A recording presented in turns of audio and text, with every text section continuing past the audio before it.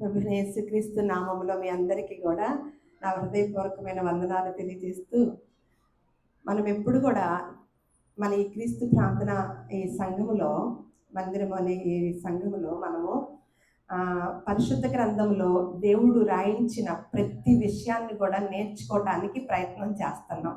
ఇది దైవ విద్య నేర్పే దేవాలయం అన్నమాట. ఈ దేవాలయంలో మనము ప్రతిది బయట ప్రపంచంలో శాస్త్రాలుగా కొన్ని శాస్త్రాలు అని పేరు పెట్టి ఆ శాస్త్రాలు ఏలుతున్న సమయాల్లో మనం ఉన్నాం కాబట్టి ఆ శాస్త్రాల ప్రజలు పెట్టిన శాస్త్రాలన్నిటి కూడా అధిగమించిన బైబిల్గా మన చేతుల్లో దేవుడు ఉంచినప్పుడు మనము అందులో నుంచి చాలా విషయాలు నేర్చుకుంటూనే ఉండాలన్నమాట.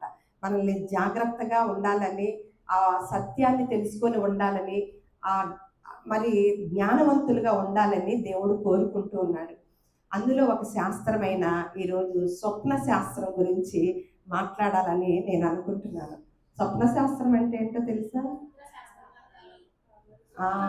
టీచర్ గారు చెప్పారు. ఏంటి ఇందాక ఎవరు అంటున్నారు? నిద్ర శాస్త్రం.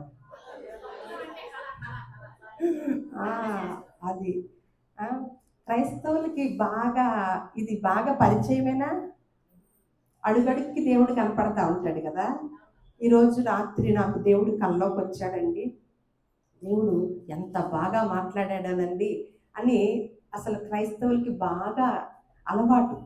అది దాని గురించి మరి మరి మీరు అలా కళల గురించి అలా చెప్తున్నారు ఏంటంటే, బైబిల్లో ఉన్నదాన్ని బట్టి మేము కూడా కళలు కంటున్నాము, ఆ కళల ద్వారానే సమాధానాలు తెలుసుకుంటున్నాము, కళల్లోనే బ్రతుకుతున్నాము, కళల్ని డెవలప్ చేసుకుంటున్నాము అని చాలామంది ఉన్నారనమాట. ఈరోజు ఆ స్వప్న శాస్త్రాన్ని తెలుసుకుందామని నేను ఇందాకే చెప్పా కదా. బయట ప్రపంచంలో కొన్ని శాస్త్రాలని ప్రవేశపెట్టి వాటి మీద ప్రజలందరూ ఆధారపడేటట్లుగా, శాస్త్రాలను అధిగమించిన దేవుడి మీద ఆధారపడటం కాదు. మన కొంతమంది ప్రజలు ఇలాంటి ప్రవేశపెట్టి దానికి ఒక శాస్త్రము, దానికి ఒక అధ్యయనము, దాన్ని ఒక అభ్యాసం చేయటము, దాన్ని ఒక డిగ్రీ పొందుకోవటము అనేది ఆ వ్యక్తులు ప్రత్యేకించబడిన వారుగాను మనకి కొన్ని శాస్త్రాల్లో మరి మనం కొంతమందిని చూస్తూ ఉంటాం. అలాగే మనం కూడా మనకి ఏదైనా కళ వచ్చిందనుకోండి, ఆ కళకి ఎవరు అర్థం చెప్తారా ఏంటా అని చాలా చాలా ఆతృత పడతా ఉంటాం. నిజమేనా? ఏదైనా కళ వచ్చిందనుకోండి, అసలు ఆ కళల భావం ఎవరు చెప్తారా, మాకు అర్థం ఎవరు చెప్తారా అని కొంతమంది అలా అనుకొని, కొంతమంది ఏమన్నా వాళ్ళకి వాళ్ళే ఊహించేసుకొని భావాన్ని తెలుసుకుంటారనమాట. మీకు అందులోకి వెళ్ళే ముందు ఉదాహరణకి ఒక స్త్రీకి కళ వచ్చింది. ఏంటంటే తన భర్త వేరే చోటకి వెళ్ళిపోతున్నట్టుగా కళ వచ్చింది. ఆ భార్య ఏమనుకుంటుందండి? తెల్లారు లేచింది, రాత్రి అంతా ఇక్కడ కళలో జీవించేసింది అనమాట. తన మాట విననట్టుగా, భర్త తను ఎటో వెళ్ళిపోతున్నట్టుగా, కుటుంబాన్ని పట్టించుకున్నట్టుగా కళ వచ్చింది. ఏమైంది? ఫిక్స్ అయిపోతుంది భార్య. మీకు ఉదాహరణకి చిన్న మాటగా చెప్తున్నాను. ఏమవుతుంది? ఏం చేస్తుంది? తెల్లారి నుంచి భర్తని గమనిస్తుంది. ఏం కలిగిద్ది ఆ వ్యక్తికి? ఎక్కడ ఏమొచ్చి కూర్చుంటుంది? అనుమానం రాగానే వస్తుంది కదా. ఓకే, మీకు జస్ట్ తెలియటం కోసం చెప్పాను. బాగానే మీరు మంచిగానే తెలుసుకుంటున్నారు. మరి స్వప్న శాస్త్రంలో కొన్ని కళలకి కొన్ని విధానాలు ఉన్నాయని రాసి పెట్టి ఉంచారనమాట. ముందు ఆ స్వప్న శాస్త్రంలో ఏ కళ వస్తే ఏం జరిగిద్దో మనిషికి అది తెలుసుకొని మనము అసలైన శాస్త్రంలోకి వద్దామన్నమాట. అయితే మనకి నిద్రపోయేటప్పుడు 5 స్టేజీలు ఉంటాయి అన్నమాట. 5 స్టేజీల్లో కూడా 4వ స్టేజీలో తెల్లవారుజామున అది గాఢ నిద్ర పట్టింది. అర్థమవుతుందా? మనకి ఎప్పుడు కళలు వస్తాయంటే, ఇప్పుడు కూడా నిద్రపోతారు కొంతమంది మందిరంలోకి వచ్చి. కానీ ఈ స్టేజీ ఏంటి? కళలు వచ్చే స్టేజీ కాదు, కళ రాదు, కానీ ఏం చేస్తూ ఉంటారు? నిద్రపోతానే ఉంటారు. ఇది ఒక నిద్ర, ఒక స్టేజీ. ఇంకొక స్టేజీ ఉంటుంది, మనం పిలిస్తే పలుకుతారు, నిద్రలోకి బాగా వెళ్తారు కానీ గమనికలు లేస్తారు అన్నమాట. కానీ గాఢ నిద్రలో వల్ల కళ వచ్చిద్దని సైంటిస్టులు చెప్పారనమాట. గాఢ నిద్ర వల్ల మనసుకి సంబంధించిన ఆలోచన శక్తికి సంబంధించింది కళ అనేది సైంటిస్టులు చెప్పినప్పుడు గాఢ నిద్ర కలిగిన వారికి కళలు వస్తాయి అని చెప్పారనమాట. అది మనకి పరిశుద్ధ గ్రంథంలో క్రీస్తుకు పూర్వము యోబు గ్రంథంలో ఏమి రాశారో చూద్దాము ఒకసారి. యోబు గ్రంథము 33వ అధ్యాయము 15వ వచనం. మంచము మీద కునుకు సమయమున గాఢ నిద్ర పట్టినప్పుడు కలలో రాత్రి కలుగు స్వప్నములలో అని చెప్పారనమాట. అంటే ఇక్కడ చూడండి, సైంటిస్టులు ఏమన్నా దీని గురించి అధ్యయనం చేసి ప్రతి మనిషికి అనమాట, అసలు ప్రతి మనిషికి కూడా కళలు రాని వారు ఉంటారు. కానీ ఆ కళల్ని ఎంతవరకు పట్టించుకోవాలో, అసలు కళల మీద దృష్టి ఎలా పెట్టాలో అనేది బయట ప్రపంచానికి ఒక శాస్త్రం ఉండబట్టి ఆ శాస్త్రంతో పడి వెళ్ళిపోతున్న వారికి తెలియదు. కానీ మనకు మాత్రము చాలా క్లారిటీగా దేవుడు ఆ జ్ఞానాన్ని ఇచ్చి మనకి రాసి ఉంచాడు పరిశుద్ధ గ్రంథంలో. దాన్ని ఏమంటున్నాడు ఇక్కడ, అందుకనే మంచం మీద కునుకు సమయమున గాఢ నిద్ర పట్టిద్దంట. అప్పుడు కలలో ఏమొస్తుంది, రాత్రి కలుగు స్వప్నములలో అని ఉంటది అన్నమాట మాట. అలా మనకి సైంటిస్టులు చెప్పిన మాటనే దేవుడు క్రీస్తు పూర్వం యోబు గ్రంథంలో రాయించి ఉంచాడు. మనకు అర్థమవుతుంది. ఎప్పుడు వస్తాయి కళలు, గాఢ నిద్ర పడినప్పుడు, మందిరంలో కునుకు పాటు పడినప్పుడు కాదు, ఎప్పుడు గాఢ నిద్రలోకి వెళ్ళినప్పుడు కళలు వస్తాయి అన్నమాట. ఆ కళలు ఏ కళల వలన ఏ కళ అయితే కంటున్నామో దాని ద్వారా మనకేం జరిగిద్దో, ఏమి కలిసి వచ్చిద్దో, ఏమి ఇబ్బంది అయిద్దో శాస్త్రం రాశారని చెప్తున్నాను కదా. ఆ శాస్త్రం ఏమని చెప్తుందంటే, ఒకటి కళలోనంట పాము కనిపిస్తే, కళలో పాము కనిపిస్తే భవిష్యత్తులో అనుకున్నవన్నీ నెరవేరుతాయంట. అలాగే నీరు తాగుతున్నట్లు కనిపిస్తే ఐశ్వర్యం కలుగుతుందంట. కుక్క కరిచినట్లు కనిపిస్తే త్వరలో కష్టాలు ప్రారంభమవుతాయి. అంటే నేను ఇందాక చెప్పాను, స్వప్న శాస్త్రములో ఉన్న విషయాలన్నమాట. ఎవరికైనా దీని మీద ఇంట్రెస్ట్ ఉంటే మీకు ఏం కళలు వస్తున్నాయో, మీకు ఎలా కలిసి వస్తాయో కొంచెం దృష్టి పెట్టండి. నేను కూడా మొన్ననే చూసి స్టడీ చేశాను అనమాట. నాకు తెలియదు.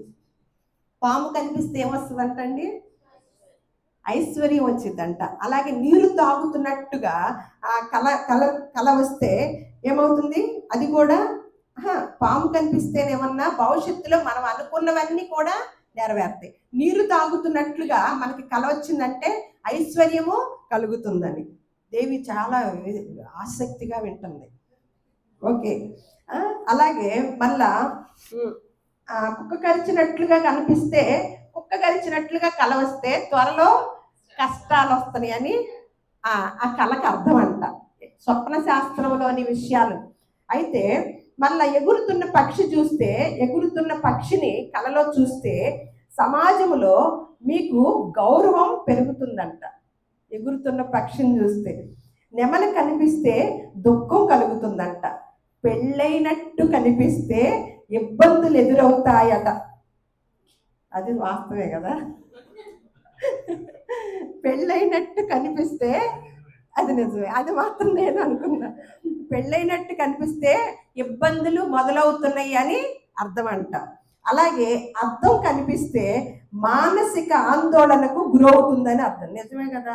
కొంచెం వయసు వచ్చింది, చిన్నప్పుడు అందంగా ఉన్నాం, అద్దం దగ్గరికి వెళ్ళాం, ఇప్పుడు ముడతలు పడిన మొహం చూస్తే లోపల ఏం కలిగిద్ది, భలే తెలియకుండానే పెట్టారు అన్నమాట.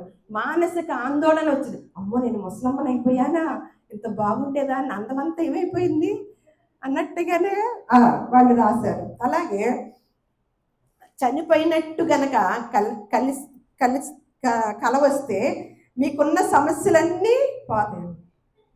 ఇదేంటి లింకు, మనం చనిపోయినట్టుగా మనకు కల వస్తేనంట మనకున్న సమస్యలన్నీ పోతాయి అంటండి.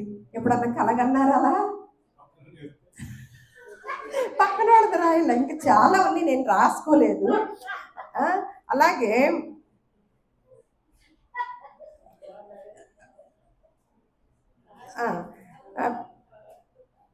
పైన పేడ పోసిన, అంటే శరీరంపై పేడ పోసినట్టు ఇంకా కొన్ని ఉన్నవి. ఇలాంటి అంటే పాము కరిచినట్టు, శరీరం మీద పేడ పోసినట్టు, అలాగే చనిపోయినట్టు, ఇవన్నీ కూడా వస్తేనంట కలలో ధనలాభం వస్తుందని. అలాగే కలలో పోలీసులు గనక చూస్తేనంట, పోలీసులు చూసిన కలలో స్వీట్లు తిన్నట్టు, అలాగే మరణ వార్త స్వీట్లు తిన్నట్టు, వివాహం అయినట్టు, గుండు చేయించుకున్నట్టు, కలలో పోలీసులు వచ్చినా, స్వీట్లు తిన్నట్టు కల వచ్చినా, వివాహం అయినట్టు కల వచ్చినా, గుండు చేయించుకున్నట్టు కల వచ్చినా వాళ్ళు మరణ వార్త వింటారంట. అలాగే విధవరాలికి గడ్డం పెరిగినట్టు కల వస్తే వారికి మళ్ళీ వివాహం జరుగుతుందంట. అలాగే తమ జీవిత భాగస్వామి ఎంట్రుకలు తెల్లబడినట్టు కలలో కనిపిస్తే వారు విడాకులు తీసుకుంటారంట. అస్సలు వారి బంధం అంట తెగిపోతుందంట. ఇవి స్వప్న శాస్త్రంలోని కొన్ని మాత్రమే నేను సేకరించి రాయించిన విషయాలు అనమాట. ఈ కళల వలన మనము కంట వలన మనకి లాభమా నష్టమా? ఏముంటదండి? నష్టమా లాభమా? మరి ఇది ఒక శాస్త్రమే పెట్టారు కదా. ఆ శాస్త్రానికి రాత్రిపూట కల రాగానే ఆ శాస్త్రాన్ని తిరగేసే బయట ప్రపంచం వాళ్ళు ఉంటే, మన శాస్త్రం వాళ్ళు ఏం చేస్తున్నారంటే కల రాగానే ఎవరికి ఫోన్ చేసి చెప్తారు? ఏ పాస్టర్ గారికో, ఏ పాస్టర్ గారికో, లేకపోతే సంఘ పెద్దలకో, బాగా వాక్యం తెలిసిన వారికో ఏం చెప్తాము? నాకు ఇలా రాత్రి కల వచ్చేసింది, దర్శనం అంటారు, కళలు అంటారు, ఇవన్నీ వాటిని చూసి అర్థం తెలియాలి. మరి బైబిల్ చదివితేనేగా. బైబిల్ గ్రంథంలో ఏమున్నది, కళలు ఎప్పుడు వచ్చినాయి, తర్వాత ఏంటి పరిస్థితి, ఇప్పుడు కళల వలన మనకి ప్రయోజనము ఎంతవరకు ఉంది, లాభమా నష్టమా ప్రయోజనమా ఏంటి అని ఎంతమంది ఆలోచించారు? ఒక్కసారి ఆలోచన చెప్పండి. మీకు కనుక ఆలోచన కనుక వస్తే చేయొద్దండి. ఇప్పుడు కళల వలన ఏమి ప్రయోజనం లేదు అని నేను బైబిల్ గ్రంథం చదివి తెలుసుకున్నాను ఘంటాపదంగా అన్నవారు చేయొద్దండి. లేదు, అసలు కళల వలన ఏం జరిగిద్ది, దీని గురించి ఏదో ఉండుంటది, కళలు నాకు ఇలా వస్తున్నాయి కదా, ఏదో తేడా ఉంది అని అలా ఆలోచించిన వారు ఎంతమంది ఉన్నారు? మీరు చెప్పరు కదా. మిమ్మల్ని అందరినీ చాలా మంది మొన్న మెచ్చుకున్నారు తెలుసా. ఒక క్రైస్తవరాలే మెచ్చుకున్నారు. ఏమనంటే, అక్క మీ వార్షికోత్సవానికి వచ్చినప్పుడు నేను ఎంత సంతోషపడ్డాను అక్క. వాళ్ళ క్రమము, వాళ్ళు నేర్చుకున్న విధానము, వాళ్ళు మాట్లాడే సాక్ష్యాలు చెప్పే విధానము, అసలు మీరు చెప్పే విధానము, ఇవన్నీ చూస్తే నాకు ఎంత సంతోషం వేసిందోనక్క. మీ సంఘం వాళ్ళు కొద్దిమంది ఎంత ఎదుగుతున్నారో, ఎంత అదృష్టవంతులో అని అంటుందన్నమాట ఫోన్ చేసి వారానికి తను. మరి మీరే ఏమనిపించింది? ఎప్పుడన్నా ఆలోచన కలిగిందా? అందుకనే మన బిడ్డలమైన మనందరం, మన కుటుంబ సభ్యులమైన మనము వీటిల్లో బాగా ఫేమస్ అనమాట. క్రైస్తవులు కళలు అనగానే ఆరితేరిపోయిన వారు ఉన్నారనమాట. ఎందుకంటే పాస్టర్ గారికి కూడా కళలు వస్తాయి కాబట్టి ఇక మాకు రావటంలో పెద్ద విశేషం ఏముంది, ఆ కళలు ఇప్పుడు అమల్లో ఉన్నాయా లేవా అనేది కూడా ఆలోచన చేయరు. ఎందుకంటే పాత నిబంధనలో ఉన్న కళల గురించి, క్రొత్త నిబంధనలో ఉన్న కళల గురించి తెలియజేసుకుంటారనమాట. సరే, ఎలాగా ఇదివరకు పూర్వకాలంలో ఎలా కళలు వచ్చాయి, స్వప్న శాస్త్రంలోనైనా వాళ్ళు ఆ ఫలితాలు కూడా తెలియజేశారు. కానీ మన దగ్గరున్న ఈ శాస్త్రాలని అధిగమించిన ఈ పరిశుద్ధ గ్రంథంలో వాటి గురించి ఎంత క్లారిటీగా ఇచ్చారో ఈరోజు నేర్చుకుందాము. పూర్వకాలంలో మరి కళలు అనేది ఎలా వచ్చాయో, ఎందుకు వచ్చాయో ఒకసారి చూద్దాం. ఆదికాండము 37వ అధ్యాయము 5వ వచనములో అక్కడ సంఘటన అంతా కూడా మీకు తెలుసు, నేను అవన్నీ చెప్పను. సందర్భాలు సంఘటనలు తెలుసు కాబట్టి, యోసేపు ఒక కలకని తన సహోదరులతో అది తెలియచెప్పగా వారు అతని మీద మరి పగబెట్టిరి అని. యోసేపు ఏ కళ అయితే వచ్చిందో, మరి యోసేపు కళ మీకు తెలుసు. నేను అంతా వివరిస్తే చాలా సమయం కేటాయించుతాం కాబట్టి మీరు ఆ అధ్యాయాన్ని నోట్ చేసుకొని ఆ సందర్భాన్ని కనుక తెలుసుకుంటే మీకు వివరణ తెలుస్తుంది అనమాట. యోసేపుకు ఒక కళ వచ్చింది, ఆ కళ అన్నలకు చెప్పాడు. ఆ అన్నలు ఏమన్నా ఆ కళ విధానాన్ని బట్టి, ఆ చెప్పిన ఆ కళను బట్టి వాళ్ళ కోపం వచ్చింది. వాళ్ళ స్థితి ఏంటి? చిన్నోడు, కడపోడు, మేమేమన్నా జ్యేష్ఠులు, మేము పెద్దోళ్ళం, వాడికి నమస్కారం మేము చేయటువంటి అవి మేమే కాక మా అమ్మ నాన్న కూడా చేస్తారంట, ఇదేం కళ వీడికి అని మరీ పగబట్టారంట. కానీ ఆ తర్వాత ఆ కళ నెరవేరిందా నెరవేరలేదా? మరి విజయలక్ష్మి అంటే ఎట్లా చెబుతుంది? సరే, నెరవేరింది కదా, నెరవేరింది, ఖచ్చితంగా నెరవేరింది. మళ్ళా ఆదికాండము 41వ అధ్యాయము 1వ వచనం.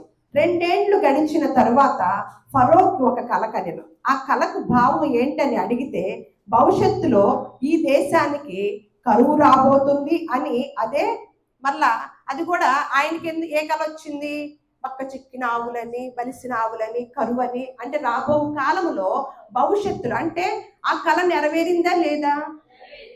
ఇక్కడ యోసేపు గారికి వచ్చిన కళ నెరవేరింది. ఇక్కడ ఫరోకు వచ్చిన కళ కూడా, అంటే భవిష్యత్తులో ఏమి జరిగిద్దో దేని ద్వారా తెలియచేశాడు దేవుడండి?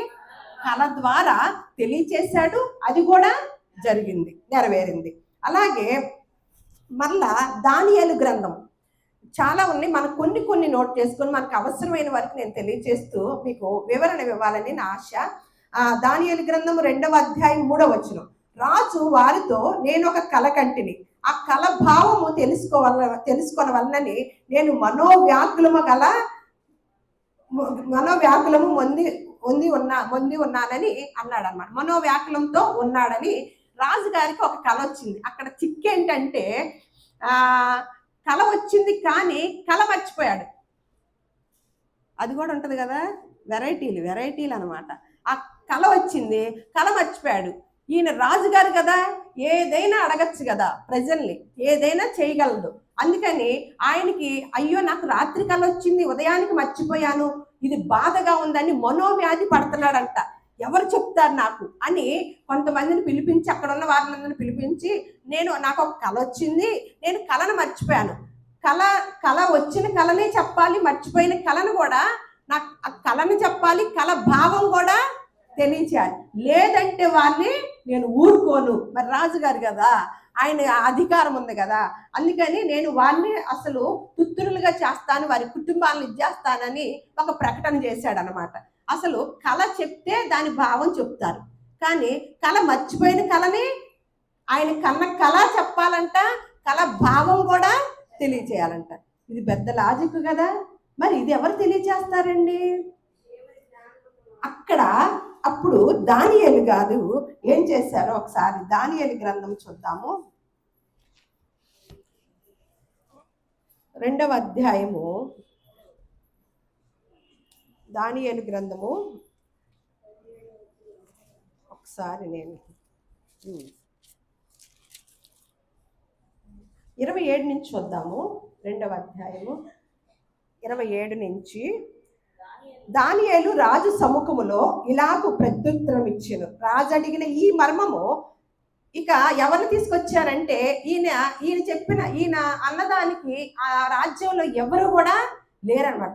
ఏదన్నా కళ వచ్చింది, నాకు ఈ కళ వచ్చింది, దీని ఏంటో భావం చెప్పండి అని చెప్తే అది వేరుగా ఉంటుంది. కానీ కళ మర్చిపోయాను, నేను కన్న కళ ఏంటో చెప్పండి, తర్వాత దాని భావం చెప్పమంటే ఎవరన్నా చెప్పగలుగుతారండి? అసలు చెప్పలేరు కదా. ఇక ఆ రాజ్యంలో ఎవ్వరూ రాలేదన్నమాట. పోగా ఏమంటున్నాడు? చెప్పకపోతే ఊరుకోని అంటున్నాడు. కానీ దానియేలు గారు వచ్చారనమాట.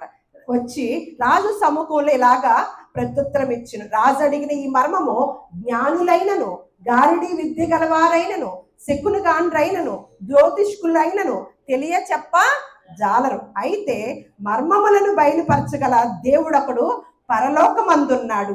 అంత్యదినముల యందు కలగబోవు దానిని ఆయన రాజుకు నెబుకద్నెజరునకు తెలియచేసెను. తాము పడక మీద పరుండగా తమరి మనస్సులో కలిగిన స్వప్న దర్శనములు ఏవనగా, రాజు ప్రస్తుత కాలము గడిచిన పిమ్మట ఏమి జరుగునో అనుకొని తాము పడక మీద పరుండి మనోచింతగలవారై ఉండగా మర్మములను బయలుపరచువాడు కలగబోవు దానిని తమరికి తెలియచేసెను. ఇది ఇతర మనుషులందరికంటే నాకు విశేష జ్ఞానం ఉండుట వలన ఈ మర్మము నాకు బయలుపరచబడలేదు. ఎలా చెప్తున్నాడో చూడండి.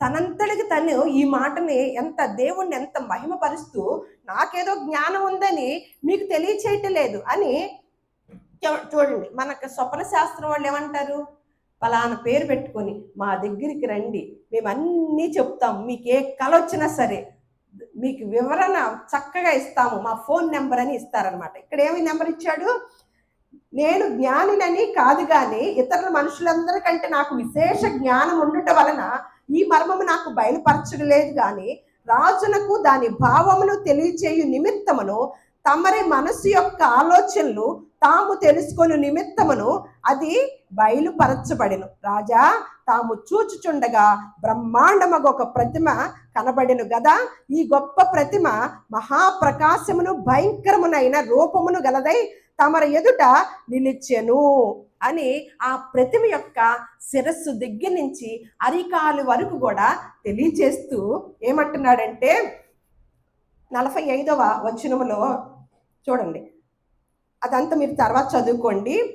ఆ రాజుల కాలములలో పరలోకమందున్న దేవుడు ఒక రాజ్యము స్థాపించును, దానికి అన్నిటికీ నాశనము కలగదు, ఆ రాజ్యము దాన్ని పొందిన వారికి గాక మరెవరికి చెందదు. అది ముందు చెప్పిన రాజ్యములన్నిటినీ పగలగొట్టి నిర్మూలము చేయను, కానీ అది యుగముల వరకు నిలుచును.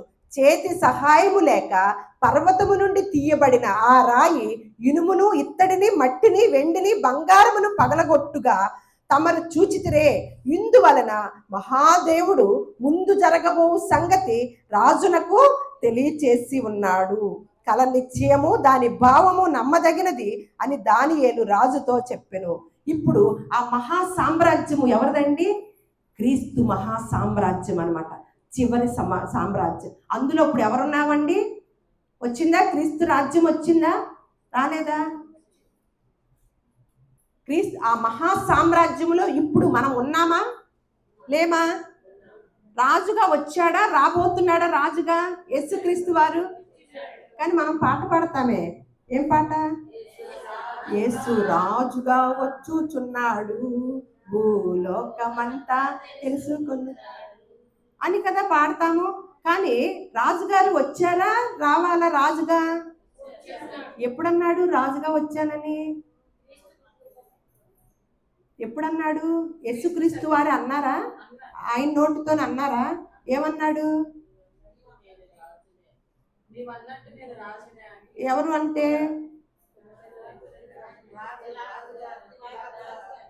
పిలాతు గారు అడిగితే ఏమంటున్నారు? ఏంటయ్యా నువ్వు రాజుగా వచ్చావన్నావని నీ మీద నేరం మోపుతున్నారు. నువ్వెక్కడో ఒక పల్లెటూరులో పుట్టి ఒక చిన్న కుటుంబంలో ఏమీ లేని కుటుంబంలో పుట్టి వచ్చి నువ్వు రాజువా, నువ్వు చక్రవర్తివా, నువ్వు సామ్రాజ్యాన్ని స్థాపించావా? ఏంటి ఎంత దోషణ చేస్తున్నావో తెలుసా, ఎంత నేరమైన మాట వాడుతున్నావో తెలుసా అని అన్నప్పుడు మీరన్నట్లే నేను రాజునే అంటే ఈ దానియేలు గ్రంథం చదవండి. ఈ చివరి యొక్క ఆ శిరస్సు నుంచి పాదముల వరకు కూడా ఒక ప్రతిమ కనబడిందంట. అది రోమా సామ్రాజ్యం అని ఇంకొకటి అని ఇంకొకటి అలా లైన్గా వచ్చేసి చివరికి ఏ సామ్రాజ్యం వచ్చిందండి? క్రీస్తు సామ్రాజ్యంలో మనం ఉన్నాము. ఇది కూడా నెరవేరిందా అంటే భవిష్యత్తులో నెరవేరేయి తెలియచేస్తున్నాడు అనమాట దేవుడు. ఎలా? కలల రూపంలో. ఇంకోటి చూద్దాం. మరలా మత్తయి సువార్త, ఇది పాత నిబంధన వరకు చూసాం. ఇప్పుడు మత్తయి సువార్త చూద్దాం. మత్తయి సువార్త మొదటి అధ్యాయము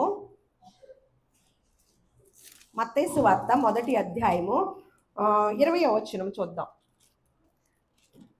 అతడు ఈ సంగతుల గురించి ఆలోచించుకొనిచుండగా, అంటే ఆ పైది కిందది మీకు తెలుసు కాబట్టి రిఫరెన్స్లు రాసుకోండి, సందర్భం మీకు అందరికి అర్థమవుతుంది. నేను టైం లేదు కాబట్టి మనం ముగించడానికి ప్రయత్నం చేస్తాం. ఇదిగో ప్రభువు దూత స్వప్నమందు అతనికి ప్రత్యక్షమై, దావీదు కుమారుడువైన యోసేపు, నీ భార్య అయిన మరియను చేర్చుకొనుటకు భయపడకము, ఆమె గర్భము ధరించినది పరిశుద్ధాత్మ వలన కలిగినది, ఆమె ఒక కుమారుని కనును, తన ప్రజలను వారి పాపముల నుండి ఆయనే రక్షించును, కనుక ఆయనకి యేసు అని పేరు. అంటే ఇక్కడ చూడండి, ఆమె భర్త అయిన యోసేపు నీతిమంతుడై ఉండి ఆమెను అవమానపరచనొల్లక రహస్యముగా ఆమెని విడనాడ ఆలోచన చేస్తున్నాడంట. విడిచిపెట్టాలి, అందరికీ తెలిసేటట్టు కాదు. ఎందుకంటే ఆయన నీతిమంతుడై ఉన్నాడు కాబట్టి. ఒక ప్రధానం చేయబడిన మరియ గారికి ఏమని తెలిసింది? కబురు గర్భము దాల్చిందని తెలిసింది. ప్రధానం చేయబడి పెళ్ళి అవల. అలాంటప్పుడు వెంటనే ప్రధానం చేయబడిన యోసేపు గారి పెళ్లి కొడుకు గారికి తెలిసిందనమాట. తెలిసేసరికి బాధేస్తుంది కదా, పెళ్ళి అవ్వకుండగానే నా భార్య ఏంటి గర్భిణీగా ఉంది అనేసరికి బాధేసి సమాజంలో తలెత్తుకుంటారా? తలెత్తుకోలేరు. అందుకని రహస్యముగా ఆమెని వదిలిపెట్టేసి ఈ పెళ్లి క్యాన్సిల్ చేసుకుందాం అని అనుకున్నాడంట. వెంటనే ఆలోచనలు ఎక్కడికి వెళ్ళిని? దేవదేవుడి దగ్గరికి. హృదయ రహస్యములు ఎరిగిన దేవుడు. అందుకని ఏం చేశాడంట, అతడు ఈ సంగతుల గురించి ఆలోచన అంటే ప్లాన్ వేసుకుంటున్నాడు అనమాట. వేసుకోగానే ఇదిగో ప్రభువు దూత స్వప్నమందు, అంటే ఏం తెలియటానికి ఇప్పుడు కల వచ్చిందండి? ఆమె గురించి తెలియచేయటానికి ఇప్పుడు ఒక కళ ద్వారా దూత వచ్చి తెలియచేసింది అనమాట. అర్థమవుతుందా మీకు? ఒక్కొక్కటిని మనం క్లారిటీగా తెలుసుకుంటున్నాం. ఇక్కడ దూత ద్వారా వచ్చింది. అలాగే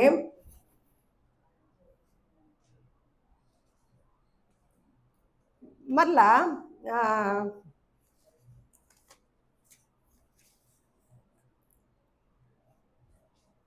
ఇంకోటి చూద్దాం.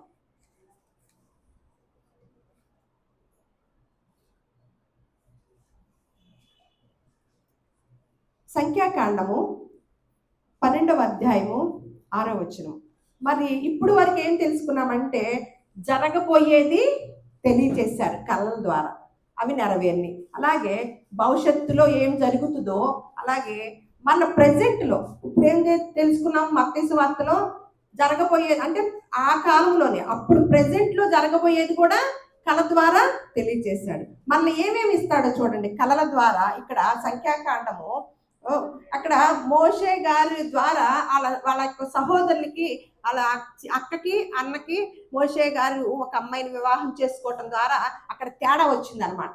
తేడా వచ్చేసరికి వారికి గొడవ వచ్చినప్పుడు ఏం చేశాడంటండి, ప్రవక్తలతో మాట్లాడాలంటే ఎలా ఉన్నాడు చూడండి. అక్కడ ఏం మాట్లాడుతున్నాడో చూద్దాం. సంఖ్యాకాండము 12వ అధ్యాయము ఉండండి.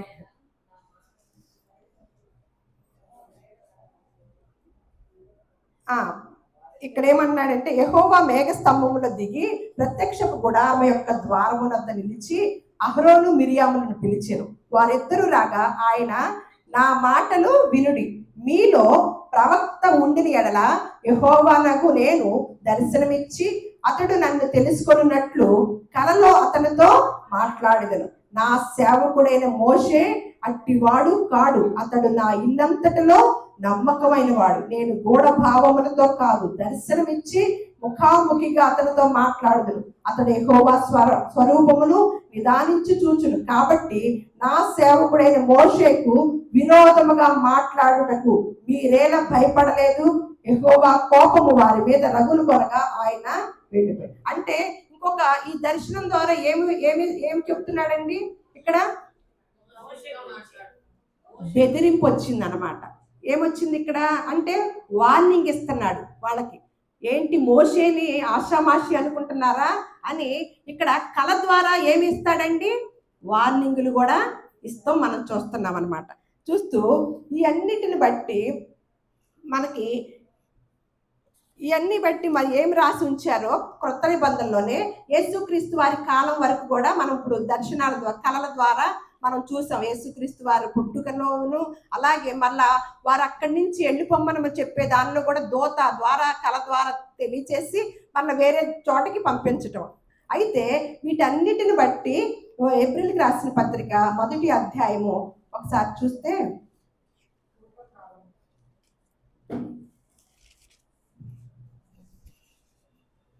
పూర్వకాలమందు నానా సమయములోను నానా విధములుగాను ప్రవక్తల ద్వారా మన పితరులతో మాట్లాడిన దేవుడు. ఏంటంట? పూర్వకాలమందు. ఇది ఎవరు రాస్తున్నారు ఈ మాట? యేసుక్రీస్తు వారు కూడా వెళ్ళిపోయారనమాట. వెళ్ళిపోయాక ఈ మాట ఎవరు రాస్తున్నారు? పౌలు గారి కాలంలో రాస్తున్న మాట. ఏమంటున్నారు? పూర్వకాలమందు నానా సమయములోను నానా విధములుగాను ప్రవక్తల ద్వారా మన పితరులతో మాట్లాడిన దేవుడు. అంటే ఒకప్పుడు మనకి కమ్యూనికేషన్ కావాలంటే ఏం జరిగేదండి? పూర్వకాలంలో మన చిన్నప్పుడు ఏం జరిగేది? కమ్యూనికేషన్ కావాలంటే లెటర్స్కి ముందు ఎవరు? మనుషులు వెళ్ళటము, కొన్ని అది రాస్తారు కదా, దాన్ని పత్రికలు పంపించడం, ఇవన్నీ ఉంటాయి కదా. తర్వాత మనకు తెలిసిన కాలంలో లెటర్స్, ఓకేనా? ఇప్పుడు తర్వాత కాలంలో ఇప్పుడు లెటర్ రాస్తున్నారు ఎవరన్నా? ఇప్పుడు ఏం చేస్తున్నారు? ఫోన్లు. ఇంకా దానికి మించి ఉన్నాయా? ఇంకా అందులోనే వెంటనే వెళ్ళిపోయే వార్త ఉందా? అలా ఉన్నాయి కదా. టెక్నాలజీ ఏమవుతుంది? పెరిగి మళ్ళా ఆ విధానం పూర్వకాలం వాడుతున్నామా, ఇప్పుడు ప్రెసెంట్ లో ఉన్నది వాడుతున్నామా? అర్థమైందా? ఇప్పుడు మళ్ళీ లెటర్ రాసి కూర్చుంటామా? మా వాళ్ళకి మా ఇంట్లో ఆ వార్త అందాలండి, లెటర్ రాస్తామా? ఏం చేస్తాము? ఫోన్ తీసుకుంటాము, వెంటనే వార్త ఏమవుతుంది? జస్ట్ సెకండ్లో వెళ్ళిపోతుంది వాళ్ళ దగ్గరికి, చెవిలోకి. అవునా? అంటే ఇప్పుడు లెటర్లో అవసరం లేదు. కానీ పూర్వకాలంలో ఏం జరిగిందంటండి, నానా సమయములోను నానా విధములుగాను ప్రవక్తల ద్వారా మన పితరులతో మాట్లాడిన దేవుడు ఇక్కడ చూడండి, ఈ దినముల అంతమందు కుమారుని ద్వారా మనతో మాట్లాడుతూ ఉంటాడు. ఎలా ఉంది? చాలా అసలు పరిశుద్ధ గ్రంథం అండి. అక్షరంలో కూడా తేడా రాదండి. చాలా క్లారిటీ ఇస్తాడండి. ఎందుకంటే పరిశుద్ధాత్మ దేవుని యొక్క ప్రేరేపణతో రాయించిన గ్రంథం అండి. మనుషులు రాసిన గ్రంథం కాదు. అందుకనే ఎక్కడ సొన్నైనా పొల్లైనా కూడా తేడా అంటూ రాదు. ఇప్పుడు ఏం జరిగిందంట? మన కుమారుని ద్వారా, ఈ దినముల అంతమందు కుమారుని ద్వారా మనతో మాట్లాడెను అని. దేంతో? ఎక్కడ మాట్లాడాడు? ఎక్కడ ఉన్నాయి మాటలన్నీ? ఇవన్నీ ఎవరు మాట్లాడినవి? పరిశుద్ధ గ్రంథంలో అన్ని ఎవరు మాట్లాడియండి? దేవుడు మాట్లాడియనా? మరి ఇప్పుడు స్వప్నాల గురించి ఎలా కుదిరిద్దండి? అప్పుడు లెటర్లు ఏమన్నా ఇప్పుడు వాడమా? మనము ఫోన్లు వాడుతున్నామా? ఆ రోజుల్లో కొన్ని భవిష్యత్తులో జరిగేవి ఈ పరిశుద్ధ గ్రంథం అప్పుడు రాసి ఉంచారా? రాసిలేదు. మరి భవిష్యత్తులో జరిగేవి తెలియాలన్నా, కొన్ని జాగ్రత్తలు చెప్పాలన్నా, కొన్ని వార్నింగ్లు ఇవ్వాలన్నా ఎలా ఇవ్వాలి? ఎలా తెలియచేయాలి? దేవుడు వచ్చి మాట్లాడితేనేమన్నా బ్రతకలేం, వినలేం, చెవులు పోతాయి. ఎందుకంటే మనకు వర్షం వచ్చినప్పుడు పిడుగులు పడతాయి కదా, ఉరుములు. ఆ సౌండ్ వింటామా? ఒక ప్రాంతంలో, ఒక చోట మనము ఉన్న ప్రాంతంలో పెద్ద సౌండ్ వస్తుంటే వినగలుగుతామా? చెవులు ఏమైపోతాయి? ఆ పిడుగుల్ని,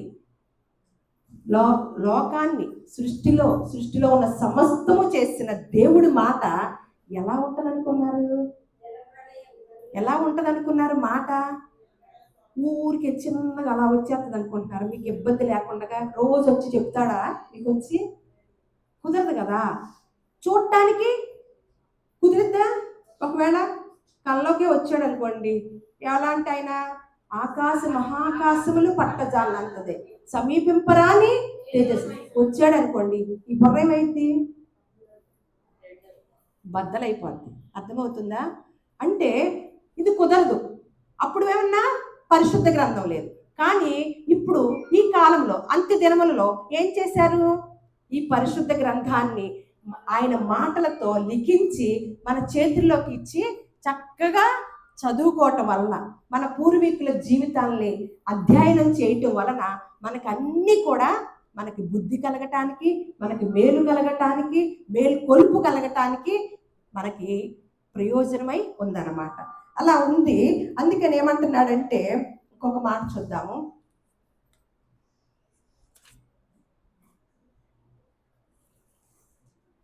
అప్పుడు ఈ పరిశుద్ధ గ్రంథం లేదు కాబట్టి ఏం చేశాడు? కళని వాడుకోవటం, దర్శనాల్ని వాడుకోవటం కలిగిందనమాట. మళ్ళా బెదిరింపులే ఉంది కదా. యోబు గ్రంథం 7వ అధ్యాయం 14వ వచనంలో చూద్దాం. యోబు గ్రంథం 7వ అధ్యాయం 14వ వచనం. నీవు స్వప్నముల వలన నన్ను బెదిరించెదవు, దర్శనముల వలన నన్ను భయపెట్టెదవు. అంటే ఎవరికన్నా వార్నింగ్ ఇవ్వాలనుకోండి, ఏం చేసేవాడంటే అప్పుడు మరి పరిశుద్ధ గ్రంథం లేదు కదా, రాసి లేదు కదా, వార్నింగ్ ఇవ్వాలి, వాళ్ళని గద్దించాలి. ఆ గద్దింపు ఎట్లా వచ్చిందంట? ఎలా వాడుకున్నాడు? కలల ద్వారా, స్వప్నముల ద్వారా. నన్ను బెదిరించదవు, దర్శనముల వలన నన్ను భయపెట్టదు. అయితే మళ్ళీ ఇంకొక భయం అనమాట. ఆదికాండంలో 20 అధ్యాయంలో అక్కడ సంఘటన మీకు తెలుసు. శారా అబ్రహాం గారు ఒక దేశానికి వెళ్తాడు. వెళ్ళినప్పుడు అక్కడ ఆ రాజుగారికి ఈవిడ శారా గారు నచ్చారు బాగా. నచ్చేసరికి వీళ్ళిద్దరు వివాహమై ఉంది, భార్యాభర్తలకి వెళ్ళారు కదా. ఈ అబ్రహాం గారికి భయం వేసింది, నా భార్య అని చెప్తే నన్ను చంపేసి నా భార్యను తీసుకుంటారేమోనని ఆయన ఏం చేశాడంటే, ఈవిడ నా చెల్లెలు అని ఆయన సేఫ్ కోసం ఒక అబద్ధం ఆడాడమ్మా. చెల్లెలా అయితే నేనేం చంపను కానీ ఈవిడ మాత్రం నేను పెళ్లి చేసుకుంటానని రాజుగారు రెడీ అయిపోయారు. రెడీ అయ్యేసరికి అప్పుడే ఎవరొచ్చి వార్నింగ్ ఇచ్చారు? మీరు ఆదికాండము 20 అధ్యాయంలో చదువుకోండి. అప్పుడు దేవుని యొక్క స్వప్నంలో, కలల్లో వచ్చి, ఇదిగో జాగ్రత్త, అబ్రహాము భార్య అయిన శారా, ఆవిడ మీద చెయ్యేసావా నువ్వు మటాష్ అయిపోతావు, నీ రాజ్యం కూలిపోద్ది అని వార్నింగ్ ఇచ్చాడనమాట. అంటే కలలు పూర్వకాలంలో నానా సమయములందు నానా విధములుగా ఎలా వచ్చిందంట? మన ప్రవక్తల ద్వారా మాట్లాడిన దేవుడంట కలల ద్వారా, అలాగే ప్రవక్తల ద్వారా, అలాగే ఏదైనా భవిష్యత్తులో జరగబోయేది, అలాగే ఏదైనా ఇబ్బంది కలిగినప్పుడు వాళ్ళని మార్చడం కోసం వార్నింగ్ ఇవ్వటం, ఇవన్నీ కూడా దేన్ని ఉపయోగించుకున్నాడు దేవుడు? కలల ద్వారా ఉపయోగించుకున్నప్పుడు మరి ఇప్పుడు ఆ కళలు అమల్లో ఉన్నప్పుడే ఒక భక్తుడు ఆ కళల గురించి ఏం చెప్తున్నాడో చూద్దాం. ఇప్పుడైతే కళలు అమల్లో లేవు, తర్వాత నేను చూపిస్తాను. అయితే కళలు అమల్లో ఉన్నప్పుడే కళల గురించి ఏం చెప్తున్నాడో ఇర్మియా గ్రంథము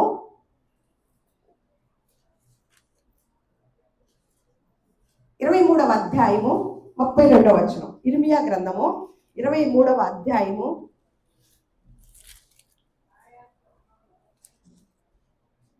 32వ వచనం. మాయా స్వప్నములను ప్రకటించి వాటిని చెప్పుచు అబద్ధముల చేతను మాయా ప్రగల్భత చేతను నా ప్రజలను ఏం చేస్తున్నారంట? దారి తొలగించు వారికి నేను విరోధినై ఉన్నాను. ఇదే యెహోవా వాక్కు. నేను వారిని పంపలేదు, వారికి ఆజ్ఞ ఇయ్యలేదు, వారు ఈ జనులకు ఏ మాత్రమును ప్రయోజనకారులు కారు. ఇదే యెహోవా వాక్కు.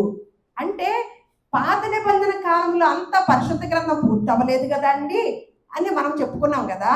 మరి ఆ కళలు అమల్లో ఉన్నప్పుడే ఎవరు తయారయ్యారంటండి? మాయా కళలు కనే వాళ్ళు తయారయ్యారంట. అందుకని ఇర్మియా భక్తుడి ద్వారా ఏం తెలియచేస్తున్నాడు దేవుడు? నేను ఈ మాయా స్వప్నములను ప్రకటించు వాటిని చెప్పుచు వాళ్ళు అబద్ధముల చేతను మాయా ప్రగల్భత చేతను నా ప్రజల్ని ఏం చేస్తున్నారంటండి? వారు దారి తొలగిస్తున్నారంటండి. దారి తొలగిస్తున్నారు. ఇప్పుడు కూడా దారి తొలగిస్తున్నారా? మీకు అర్థమవుతుందా? ఇప్పుడు కూడా దారి తొలగించే వాళ్ళు ఉన్నారా? వాళ్ళని అంట ఏమంటున్నాడు? ఆ రోజుల్లోనే మాట వార్నింగ్ అనే మాట ఇచ్చినప్పుడు ఏమంటున్నాడు? నేను వారిని పంపలేదు, వారికి ఆజ్ఞ కూడా ఇవ్వలేదు, వారు ఈ జనులకు ఏమాత్రం కూడా ప్రయోజనకారులు కాదు. ఇదే యెహోవా వాక్కు అని మళ్ళా సొలొమోను గారైన ప్రసంగి గ్రంథంలో ఒక మాట రాస్తున్నారు. ఏమనంటే 5వ అధ్యాయం 7వ వచనం. అధికమైన స్వప్నములను మాటలను నిష్ప్రయోజనములు, నీ మట్టుకు నీవు దేవుని యందు భయభక్తులు కలిగి ఉండుము. మళ్ళీ యెషయా గ్రంథము 29వ అధ్యాయము 7-8 వచనాలు. యెషయా గ్రంథము 29వ అధ్యాయము 8.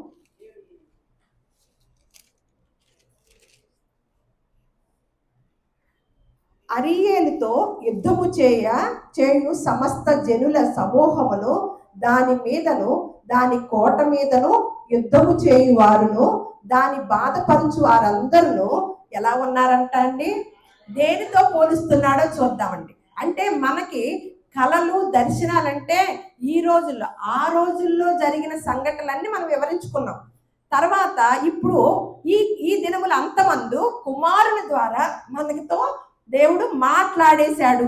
ఆ మాటలన్నీ పరిశుద్ధ గ్రంథంలో పొందుపరిచి ఉన్నాడు అని మీరు కనే కళలు ఎలాంటివి అంటే, కళలని ఎలా పోల్చుతున్నాడో చూడండి. దాని బాధపరచు వారందరూ రాత్రి కన్నా స్వప్నం వలె ఉందురు. ఆకలి కొన్నవాడు కలలో భోజనం చేసి మేల్కొనగా వాడి ప్రాణము తృప్తి పడకపోయినట్లు, దప్పికొనిన వాడు కలలో పానము చేసి మేల్కొనగా సొమ్మసిల్లిన వాడి ప్రాణము ఇంకను ఆశకొన ఉన్నట్లును. చూడండి, అంటే రాత్రి కలలో బిర్యానీ తిన్నట్టు కల వచ్చేసింది. తింటామా? వచ్చిద్దా? తృప్తి ఉంటుందా? అలా ఉందంట ఆ పైన వాళ్ళ పరిస్థితి. దేన్ని పోలిసి చెప్తున్నాడు? మనకి కదిలితే కళ, మెదిలితే కళ. దాని గురించి తెలుసుకోవాలని ఆశ. అర్థమవుతుందా? అయితే మళ్ళీ ఇంకొక మాట చూద్దాం.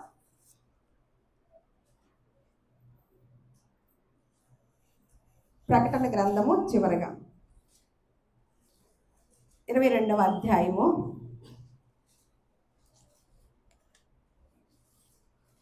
ఈ మాటలన్నీ చూసాం కదా. చివరికి అందుకని ఏమంటున్నాడంటే, మనకు చాలా మంది కళలు వస్తున్నాయి కదా, ఇవన్నీ ఎవరు మాట్లాడిన మాటలంట. మళ్ళీ మనం ఎబ్రిల్కి రాసిన పత్రికలోకి వెళ్తే ఆ మాటలు గుర్తు తెచ్చుకోవాలి. పూర్వకాలమందు నానా సమయంలోనూ నానా విధములుగా ప్రవక్తల ద్వారా మన పితరులతో మాట్లాడిన దేవుడు ఈ దినమందు కుమారుని ద్వారా మనతో మాట్లాడాడు. అర్థమైందా? కానీ నేను కొత్తగా మధ్యలో మీకు ఒక కళ లోపంలో వచ్చి మీకు ఒక తెలియని విషయం చెప్తానని అన్నాడా బైబిల్ గ్రంథంలో? కళలు అమలయ్యే టైంలో కూడా మాయా కళలు అంటున్నారు, నేను వాళ్ళని పంపించట్లేదు అన్నాడు. వాళ్ళ వల్ల మీకు ప్రయోజనం కూడా లేదు, మిమ్మల్ని దారి తప్పిస్తున్నారు అని అంటున్నాడు. అని మనకి ఎప్పుడైతే కళలు వస్తున్నాయో లేని అన్ని మనం మళ్ళా ఒకళ్ళకి దర్శనం వచ్చిందని చెప్తారు. దేవుడు కనపడ్డాడండి దర్శనం వచ్చి. నాకేమన్నా ఎప్పుడూ రాలేదు. ఆవిడేమన్నా భక్తురాలు, నేనేమన్నా నాకు అందుకే కనపడతల దేవుడు దర్శనం రూపంలో, కళల రూపంలో. ఆవిడెంత భక్తురాలైతే కాబట్టి దేవుడు సాక్షాత్తు దేవుడు రాత్రి కళలో కనపడ్డాడంట. ఎంత అదృష్టవంతురాలు. ఇప్పుడు నాకు అసలు జీవితంలో కనపడలేదంటే నేను ఇప్పుడు ఆవిడ ముందు చిన్నపోతానేమోనని ఏం చేస్తారు? నాకు కూడా కనపడ్డాడు రాత్రి అంటామా? ఎలా ఉంటుందో తెలుసా అండి? ఒక రాజుగారంట ఒక బట్టలు కుట్టి ఆయనకి ఒక మంచి డ్రెస్ కుట్టమని ఇచ్చారంట. ఆయన ఆ టైలరు మొత్తానికి బిజీ అయిపోయి కుట్టలేకపోయాడంట. రాజుగారి కబురు పంపించాడంట, రాజుగారి వస్త్రాలు కుట్టారా అని. కుట్టలేదంటే శిక్ష వేసేస్తాడన్నమాట. కుట్టాను రాజుగారు, ఇదిగోండి అన్నాడు. ఏంటి ఈ ఉట్టి చేతులు తీసుకుని వెళ్తున్నాడంట. ఏంటి అన్నాడంట. అంటే ఇవి జ్ఞానవంతులకే కనపడతాయి రాజుగారు, అటువంటి దుస్తులు నేను మీకు కుట్టాను అనగానే వెంటనే అవునా, ఇప్పుడు నేను లేవు ఉట్టి చేతులు అంటే రాజుగారికే జ్ఞానం లేదంటాడు అని చెప్పేసి వేసుకున్నట్టుగా వేసుకున్నాడు. ఇక అబ్బా ఎంత దుస్తులు నాకు కనపడిపోయిన ఊర్లో వాళ్ళందరికన్నా కనపడతాయేమో రాజ్యంలో అని చక్కగా పల్లకి ఎక్కి వెళ్తున్నాడంట.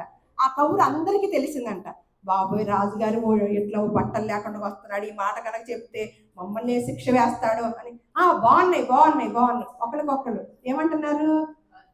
ఆ బట్టలు కనపడని వారికి ఏమి లేదు, జ్ఞానం లేదు. బట్టలు కనపడిన వారికి జ్ఞానవంతులు అనమాట. ఇక ఒక అమ్మ దగ్గర ఒక బొడ్డోడు ఉన్నాడంట. షేమ్ అని అన్నాడంట. రాజు బట్టలు లేకుండా వస్తున్నాడండి. అప్పుడు అర్థమైపోయింది. అందరూ కూడా అమ్మ బట్టలు అంటే ఏమో ఎలా ఉంటుందండి, మనది కూడా అంతే. నలుగురు ఏమన్నారంటే దానిలో వెళ్ళిపోతామే, కానీ మనం ఎంతవరకు తెలుసుకున్నాము, మన పరిశోధన ఎంతవరకు వెళ్ళింది, మనకు ప్రయోజనకరంగా ఉంటుందా లేదా, మనం ఏం చేస్తున్నాం, పరిశుద్ధ గ్రంథాన్ని ధ్యానం చేస్తున్నప్పుడు అందులోని పరమార్థాన్ని పూర్తిగా తెలుసుకుంటున్నామా లేదా? గుడ్డెత్తి చేలో పడ్డట్టుగా వెళ్ళిపోతున్నామా అనేది ఒక ఇంత ఆలోచన చేయండి. ఎంతో క్లారిటీగా అన్ని శాస్త్రాలను అధిగమించిన బైబిల్ గ్రంథాన్ని మన చేతుల్లో పెడితే మనం ఎంత జ్ఞానవంతులో తెలుసా అండి? మనకే తెలియదు. మన చేతుల్లో ఏముందో కూడా మనకే, ఎంత విలువైన గ్రంథము మన చేతుల్లో ఉందో కూడా తెలియట్లేదు. ఎందుకు? దాని విలువ తెలియదు, దాన్ని పరిశోధన చేయలేదు కదా, స్టడీ చేస్తూ ఉంటే. అందుకనే యెహోవా ధర్మశాస్త్రమునందు ఆనందించుచు దివారాత్రులు ధ్యానించువాడు. ఎప్పుడు ఆనందం కలిగిద్ది? ధర్మశాస్త్రమునందు ఆనందించుచు. ధర్మశాస్త్రము చదివేటప్పుడు ఆనందం ఎప్పుడన్నా ఉంటుందా? మన బిడ్డలు చూసుకున్నప్పుడు, మన బిడ్డలకు పెళ్ళైనప్పుడు, మనం బాగా సంపాదించినప్పుడు, అప్పుడు కదా ఆనందం. ఇక్కడ ఏం తేడాగా ఉందిగా మాట. ఎక్కడంట ఎప్పుడంట ఆనందము? యెహోవా ధర్మశాస్త్రమునందు ఆనందించుచు. ఎప్పుడు ఆనందం కలిగిద్దండి? బయట ప్రపంచంలో సకల శాస్త్రాలు ఉండగా వాటినన్నిటిని అధిగమించిన పరిశుద్ధ గ్రంథము నా చేతుల్లో ఉంది. అది ఆనందం. ఎప్పుడు ఆనందం?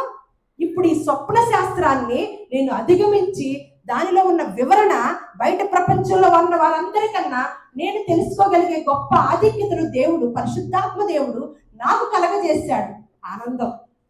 అదేనా ఆనందం? అదండి ఆనందం. ఏనాడు అందులో నుంచి వెలికి తీశారు మీరు? పరిశుద్ధ గ్రంథంలో నుంచి విషయాన్ని వెలికి తీసినప్పుడు మీకు కలిగిద్ది అన్నమాట ఆనందం. కానీ ఆనందం గురించి మనం మర్చిపోయి చాలా అయిపోయింది కదా. అందుకని ఏం చేయటం మొదలెట్టారు దైవ సేవకులైనా విశ్వాసులైనా? ఒకటి కలపటము, సందర్భాన్ని బట్టి ఒకటి తీసివేయటం కదా. కానీ పరిశుద్ధ గ్రంథంలో ఏముందో? ప్రకటన గ్రంథము 22వ అధ్యాయము 18. ఈ గ్రంథం అందున్న ప్రవచన వాక్యములను విను ప్రతి వానికి నేను సాక్ష్యమిచ్చున్నది ఏమనగా, ఎవడైనను వీటితో మరి ఏదైనాను కలిపిన ఎడల ఈ గ్రంథములో రాయబడిన తెగుళ్ళు దేవుడు వానికి కలగచేయి. ఎవడైనను ఈ ప్రవచన గ్రంథం అంటున్న వాక్యములలో ఏదైనాను తీసివేసిన ఎడల దేవుడు ఈ గ్రంథములో రాయబడిన జీవ వృక్షములోను పరిశుద్ధ పట్టణంలోను వారికి పాలు లేకుండా చేయండి. అబ్బా, పరలోకం కూడా ఉండదంటండి. పరలోకం కూడా ఉండదంటండి. కళలు ఎలా వస్తాయి అంటే, గాఢ నిద్ర కలిగినప్పుడు మనము ఆలోచన చేసుకుంటూ ఉంటాం కదా. అనేక విషయాలు మన బుర్రలో మన బిడ్డల గురించి భయపడుతూ ఉంటాం. అలాగే భవిష్యత్తు గురించి భయపడుతూ ఉండి అంతకుముందు జరిగినాయి కానీ జరగబోతాయి అన్నట్టుగా మనం ఆలోచన ఎప్పుడైతే చేస్తామో మన మెదడులోకి ఏమొచ్చేస్తాయి? అవి కలలుగా వచ్చేసి మన దగ్గర కూర్చుంటాయి అన్నమాట. మనకు అప్పుడు ఏం కలిగిద్ది? వస్తే ఇప్పుడు ఇందాక స్వప్న శాస్త్రంలో ఉన్న విషయాలు తెలుసుకున్నప్పుడు పాము కనిపించిందంటే ఆ శాస్త్రాన్ని పట్టుకుని ఎలా ఆడుతున్నాం కదా, వెంటనే ఏమంటాము? అబ్బా, కలిసి వచ్చింది ఇక రేపటి నుంచి, అది తెలుసుకున్నాం. పెళ్ళైనట్టుంటే ఇంకోటి ఏదో అన్నారు కదా. ఇప్పుడు ఇది సంతోషించినప్పుడు ఇది కూడా తెలుసుకుంటామా? ఇది కూడా ఎక్కడికి వెళ్ళిపోద్ది? బుర్రలోకి వెళ్ళి. అంటే దాని వలన అన్న ఒకరోజు సంతోషం, దీని వలన అంటే దేని మీద ఆధారపడుతున్నారు మీరు? మనం దేని మీద ఆధారపడుతున్నాము? మనకు తెలియచేయాలనుకుంటే దేవుడు ఈ పరిశుద్ధ గ్రంథంలోనే తెలియచేసేవాడు. మన కళల ద్వారా అవసరం లేదు, పూర్తయిపోయింది. ఇప్పుడు దేన్ని వాడుకోవాలి మనము? లెటర్ను మానేయటం తెలుసు, ఫోన్ను వాడుకోవడం తెలుసు, కానీ కళను వాడుకుంటూ పరిశుద్ధ గ్రంథాన్ని పక్కన పెడతాం తెలుసు అన్నమాట. అది మామూలుగా ఆ విధానం అలా జరుగుతూ ఉన్నప్పుడు మనం వాటి మీద కనుక మనం కట్టుకుంటే మన జీవితాన్ని, వీటి వలన, అందుకనే ప్రసంగిలు అన్నాడు కదా, మీకు ఏది కూడా అధిక స్వప్నము వలన అలాగే మాటలను కూడా నిష్ప్రయోజనము. మీ మట్టుకు మీరు ఎలా ఉండాలంట? దేవుని యందు భయభక్తులు కలిగి ఉండటమే అది ఉండును అని తెలియచేసి, దేవుడు నిద్ర అంటే మన అవయవాలన్నీ రెస్ట్ ఇవ్వాలి. నిద్రలో కూడా ఆలోచించారనుకోండి, మాయా స్వప్నములు వస్తాయి అన్నమాట. మనకు వాటి వలన ప్రయోజనమే ఉండదు. మంచి కలగాలండి, హ్యాపీగా ఉండండి. అంతేకాని వాటి మీదే ఆధారపడితే కనుక మీకు మనశ్శాంతి కోల్పోదు. మనమేమో శుక్రవారం ఒక మాట చెప్పుకున్నాం, ఎవరి మనసు నా మీద ఆనుకొనునో వానిని నేను పూర్ణ శాంతి గలవానిగా చేస్తాను. మన మనస్సులు ఎవరి మీద ఆధారపడుతున్నాయి, ఎవరి మీద ఆనుకుంటున్నాయో ఒక ఇంత పరిశీలన చేసుకొని మన కుటుంబంలో ఉన్న వ్యక్తుల మీద, మన ఉద్యోగాల మీద, మన పిల్లల మీద, మన కుటుంబస్తుల మీద, ఇరుగు పొరుగు వారి మీద, ధనం మీద, వేటి మీద మన మనసు ఆధారపడి ఉందో ఒక ఇంత చూసుకుంటే మనం ఎన్నో మార్లు మనశ్శాంతిని కోల్పోతున్నామంటే మన మనసు దేవుడి మీద ఆనుకోవటం లేదు. నాకు మనసు బాగాలేదండి అన్నారంటే మీరు వెంటనే ఈ వాక్యాన్ని గుర్తు తెచ్చుకోండి. అమ్మో, ఏదో దేవుడికి దూరం అయింది ఈవిడ, అందుకే బాగోలేదు. దేవుడి మీద పెడితే దేవుడు ఏమని చెప్పాడు, వాగ్దానం చేశాడు, మిమ్మల్ని పూర్ణ శాంతి గలవానిగా చేస్తాను. కానీ పూర్ణాలు వండుకోవటం తెలుసు కానీ ఇది తెలియదు కదా. అందుకని దేవుని మీద మన మనస్సుని ఆనుకొని మాయా స్వప్నాల మీద, కళల మీద, వాటిని తెలుసుకునే పని మీద మీ సమయాన్ని అంతటిని కూడా వృధా చేయొద్దు. యెహోవా ధర్మశాస్త్రమునందు ఆనందించుచు దివారాత్రులు ధ్యానం చదవటం కాదు, ధ్యానం చేయండి. సకల శాస్త్రాలకు మించిన దైవ గ్రంథము మన చేతుల్లో ఉంది. వాటన్నిటిని అధిగమించి బయట ప్రపంచానికి ఈ శాస్త్రాన్ని, ఆ శాస్త్రజ్ఞులకి ఈ శాస్త్రాన్ని బోధించే స్థాయిలో దేవుడు మిమ్మల్ని అందరినీ కూడా ఉంచునుగాక.